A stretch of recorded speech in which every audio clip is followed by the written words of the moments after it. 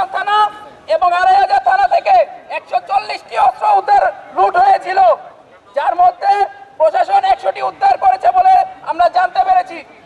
বাকি 40টি উদ্ধার এখনো করতে পারেনি। একই সাথে রাইফেল ক্লাব থেকে অসংখ্য অগ্নিয়াস্ত্র লুট হয়েছে, যা আগামী সুষ্ঠু নির্বাচন বিঘ্ন সৃষ্টি করতে পারে।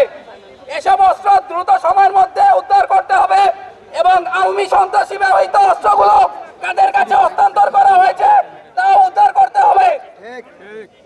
নম্বর দাবি, আওয়ামী লীগ ও ওসমান পরিবার বিভিন্ন দোসররা হোতারা নারায়ণগঞ্জে অবস্থান করছেন তা আমরা জানি।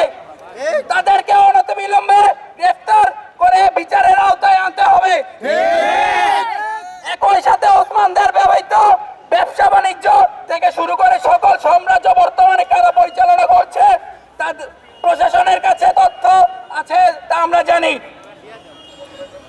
তাদেরকে দ্রুত আইনের আওতায় আনতে হবে, কেননা এই সাম্রাজ্য অর্থ দিয়ে আমাদের ভাইদেরকে হত্যা করার চেষ্টা চালানো হচ্ছে। 3 নম্বর দাবি, থানা কিংবা কোর্টে আওয়ামী লীগের সন্ত্রাসী পুনর্বাসনের জন্য তকবির বাণিজ্য হয় তা সবাই আমরা জানি। বৈষম্য বিরোধী হত্যা মামলা নিয়ে বাণিজ্য হয় তাও আমরা জানি। এগুলো অনতিবিলম্বে বন্ধ করতে হবে এবং থানা কোর্টকে রাজনীতিক বলে মুক্ত রাখতে প্রশাসনকে সচেষ্ট থাকতে হবে।